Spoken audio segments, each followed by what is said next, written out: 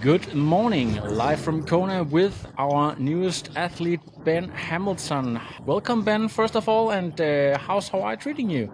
Thanks, Lessa. Thanks for having me on. Hawaii's great.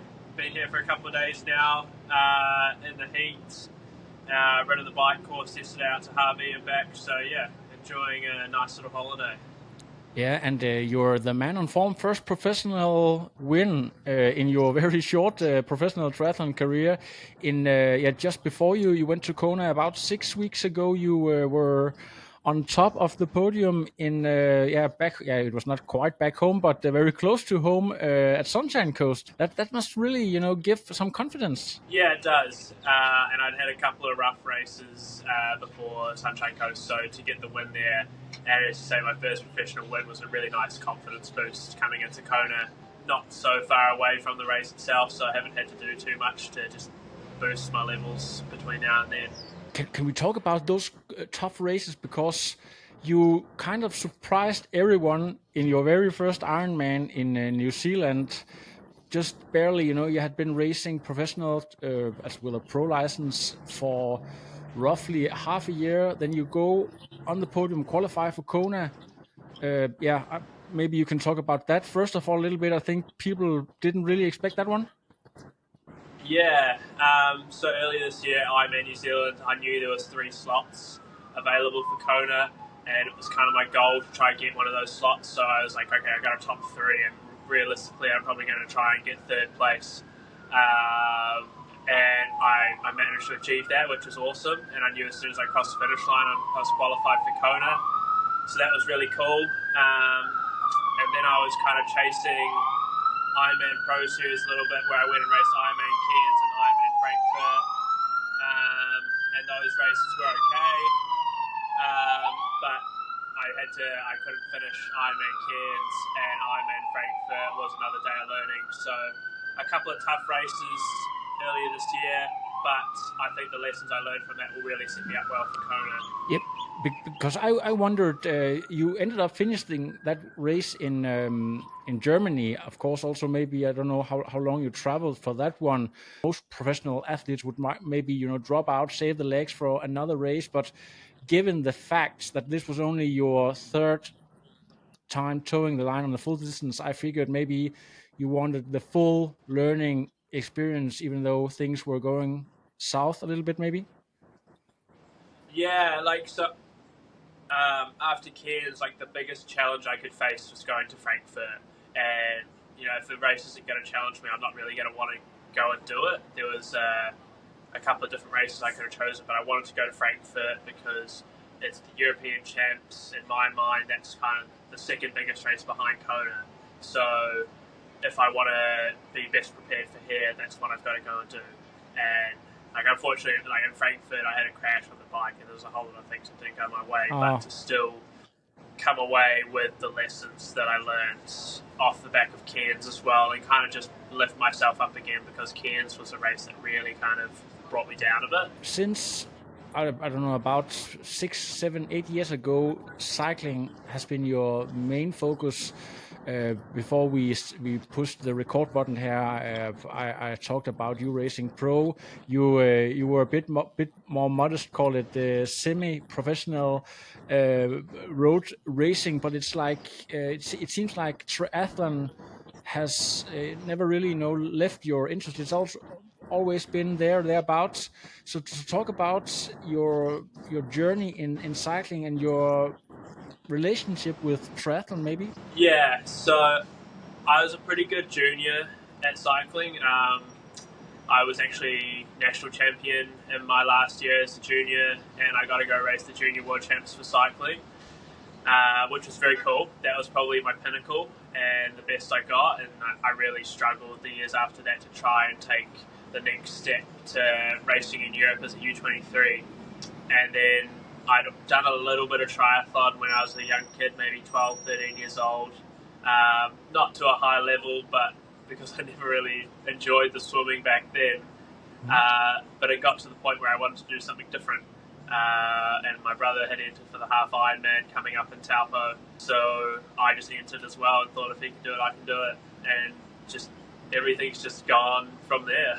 I looked into some of your early races. Only Dan Plus, who many of the listeners might know, were able to beat you by about 1.5 minutes. So that must have given you some confidence already there. Okay, if he's the only one beating me and I'm like 10 minutes ahead of number 3 and 4, well, I just, just might jump into professional racing.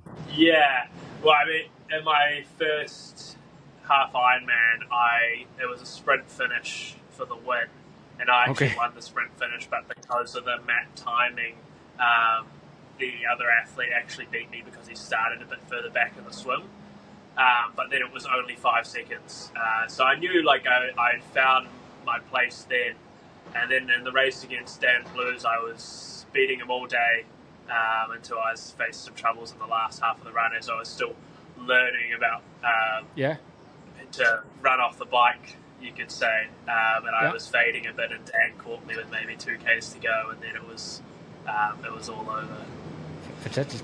If you've seen some other athletes like Cam Worth, coming from a cycling background, you would imagine that they would go and smash the bike and maybe fade pretty hard on the run. But looking through your results, it's like you're actually very early on able to balance out your performances. Like you would maybe have a top 5 bike split, a top 4 run, and then I don't know, the swim not that far off. So is that something you have been conscious about? That it's about all 3 disciplines. Yeah, like even with my cycling background, there are stronger cyclists out there than me now.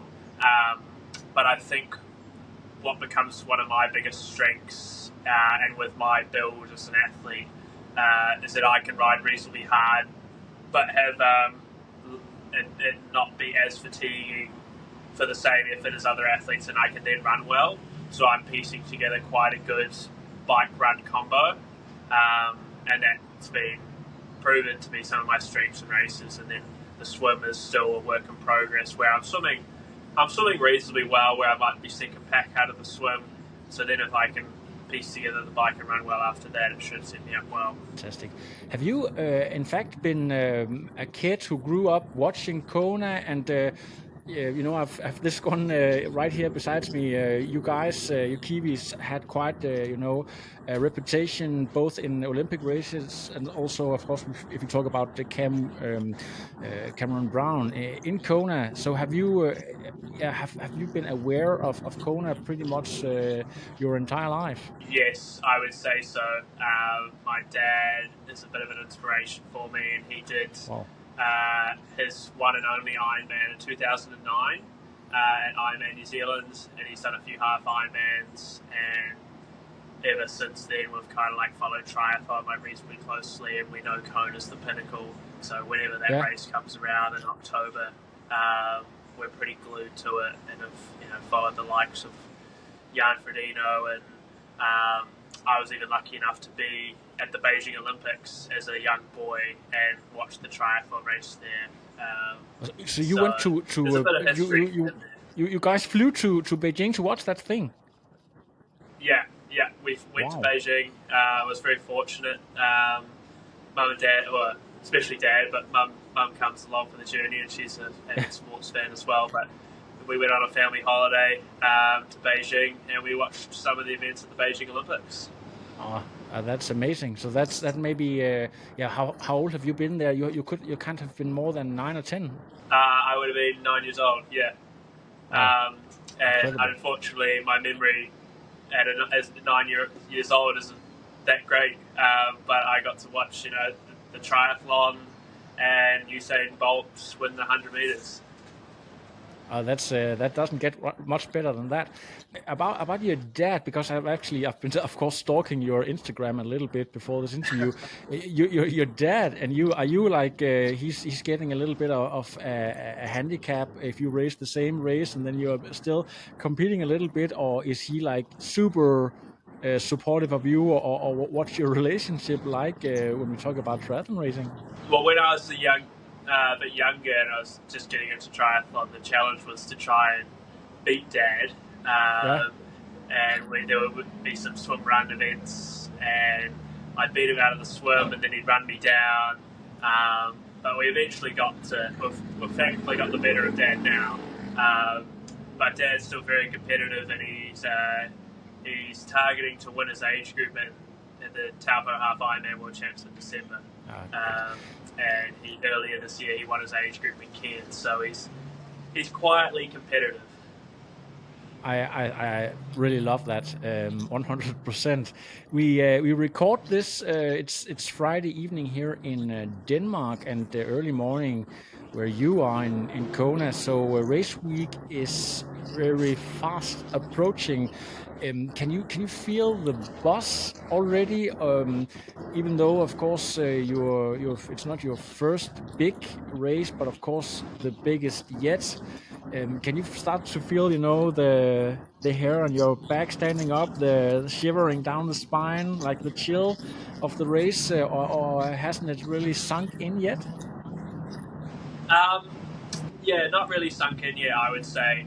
We're just over a week now, but for me, I'm at my first time in Kona, and there are some top athletes here, so there's no pressure on me whatsoever, so I can kind of go and have fun and do the best I can, obviously. But we're very close to the swim start, and we can start to see some of the Ironman infrastructure slowly going up, and I imagine in the next couple of days it'll be really going up, and come Monday it's just going to be Ironman Mecca. I haven't really done the calculation 100%, but you got to be one of the youngest athletes racing there, right? Yes, yeah. There was some stats put out. I think I'm one of 6 25-year-olds with a couple of only 2 24 and 1 23-year-old. Yeah.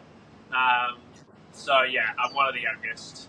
I think average age is 31. I was just wondering because, of course, this is super big in so many ways, especially when we only have Kona every second year, but we actually have the 70.3 World Championship pretty much in your backyard. So this is actually not the end of season A race for you. It's more like a step towards something that's maybe just as big for you. So it's quite amazing to have the biggest race of the year still left for you. Yeah, absolutely. I've already done, I think, 6 races this year, and Kona is the most important one, and closely followed by the Taupo 70.3 World Champs, and that's 7 weeks after this. So the season is at its pinnacle right now, and then we'll get to have a bit of an off season. If we look at some of your results, it seems like the running you picked up quite fast. You've also been racing some track racing, in fact. But what impresses me the most is your swimming. So did you just have a natural talent for feel of the water, or did you just get in touch with a super great coach early on? How did you manage to actually being able to keep up in professional triathlon with the level increasing year by year? So I think that's quite amazing. What's the story there? So as a young kid, swimming's popular in New Zealand, and I was maybe swimming once a week up until I was maybe 13, 14, and then stopped it completely, and then I had to come back to it at kind of the end of 2020 when I decided I was going to do this half Ironman. And it's taken a bit of time, but as anything, it was just consistent time in the water, time in the pool. And the best way I can benchmark it is the swim squad I swim with, which fortunate enough to have the ex-New Zealand swimming coach, Mark Bone, as the head coach. We have 6 lanes, and lane 6 is the fastest, lane 1 is the slowest. And when I started out back swimming again, I was in lane 2, kind of moved to lane 3, but did my first half Ironman having swum in lane 3, and then with time I've moved up to 4, to 5, to 6, to now being one of the fastest in 6, to the point where I might have to start looking elsewhere to take my swim to maybe a front pack level, to swim with some faster people, to take that next step. But just consistency. A lot of people struggle to get their swim better. It's just consistency. And of course, Kona is a non-wetsuit, but that doesn't really bother you. Maybe that it's a you would not prefer competing in a wetsuit legal race as of right now, or how do you feel about that one? I don't mind it. I think it'll probably work better for me, and because the guys who really need the wetsuit will struggle a bit more. Where I feel like I could swim pretty much the same without one, and a little bit of surf life saving background over the summer holidays back home in New Zealand will come into play a bit. Some of the expert, of course, a lot of podcasters, magazines, and what have you, self-proclaimed triathlon experts, they will have their Magnus Ditlev, Sam Laidlow, the Norwegians, and maybe one or two more here. But for you as a first-time racer, have you already, selected out which feet you want to stick on, which people you don't want to get way ahead on Queen K? Have you already figured something out? Of course, you're not going to reveal your big plan here on this podcast, I know. But have you already a plan in your head for race day? A little bit. Like, I have an approach for the swim that I'll do, and then mainly just like focusing on what I can control. Like, there'll be a lot of guys here racing to win, where I might be having a little bit more of a conservative approach, being my first time. The last thing I want to do is to be walking on the marathon. So I'll be focusing on my fueling and hydration to make sure I get that right, so I can run the best I can. Because if I can get that right, then I know like what I'm capable of. And I think a lot of people they'll go a bit too hard too soon, or get just a bit carried away on the bike in the heat and stuff. So I know there's a lot of fast swimmers here, and there'll be a lot of strong cyclists coming from further back. So I'll just try and I want to start well, so I can like have a bit of time to play with and not be too far back.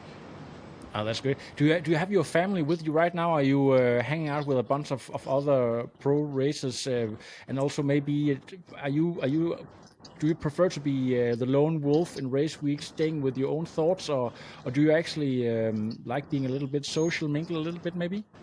So my family's just flown over from New Zealand, but they're staying in Honolulu for a week, and then they're coming out here. I wouldn't let them come out there until Thursday, just so I could kind of have my space and do my thing. I'm currently staying with another Kiwi pro triathlete, Mike Phillips. So we're staying together, and then my girlfriend comes across on Sunday, and we'll be here until race day. And like socially, like I'm not a massive social person anyway, but we'll get out and about and see other Kiwi athletes and stuff, familiar faces. The good thing is I walk around relatively unknown to anyone other than New Zealanders. Whilst I imagine if Blumenfeld walks down Palani or Ali'i Drive, he's going to be asked for photos and everything, whilst I can go pretty under the radar. Yeah. Maybe first and only year for you where you don't need a social media person to fight people off. Yeah, you don't know about that. Yeah. Have you actually gotten the invitation for breakfast with Bob and stuff like that? And yes, I have. Yeah, I got an invitation for Tuesday next week. I'm recording. Yeah. That's quite amazing. So did you already prepare something that might sound good in your head, so you don't come off like you show the best side of yourself, or you didn't really think about that? I mean, well, this is a bit of a test right now, so hopefully I'll just do something similar. Yeah. Hopefully, Bob, he will be a little bit better speaking English than me. Final question. It seems like every year up until COVID, things got more and more busy. I saw more people bringing their home trainer because, to stay away from, of course, the heat, but also maybe accidents. everything that could happen just to be on the safe side. Are you a guy like that, or do you prefer to go out on the roads in race week? I can understand people doing that, but no, we don't have any home trainers here. Don't have the budgets of the big boys, so we Okay. just came 2 bags, and we'll just be out training on the road and doing the best we can to stay safe, or maybe going off the Queen K if we need to. But I imagine, in a week's time, it's going to be pretty busy here. Yeah. I don't want to jinx your race here, Ben, but if I say top 15 would in your dream scenario, do you think that would be realistic if you have your best race, or maybe Yeah, even a bit higher than that? I think if I top 10 my first time, I'd be over the moon. But even top 15 still on the money. So top 10, top 15 would be a pretty awesome day. I could That'd take be away and be perfect. really proud of. Can we just make the agreement right here that if you make the top 10, let's even say top 12, then I will really like to have you back on here, and then we will have a semi celebration interview, because I think if you go top 12 in your first race in Kona, that's basically a win. If we do that, I'll be back on.